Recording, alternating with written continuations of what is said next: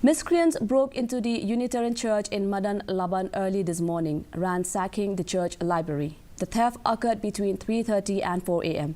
Chairman of the church, LMB Rani Express, said, "It is unfortunate that thieves are not sparing even places of worship." He also pointed out that poor street lighting contributes to such incidents. This robbery comes shortly after a similar break-in at the Grotto Chapel in Ladimkra, where thieves stole cash and electronic items.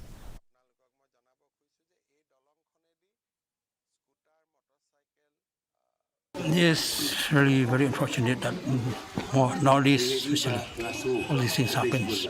People, they don't scare and they don't spare also to take a chance from any place. Just like from the church compound, from the church, inside the church also they can do it like this. So what can you say? Other places, so forget it. During night time especially,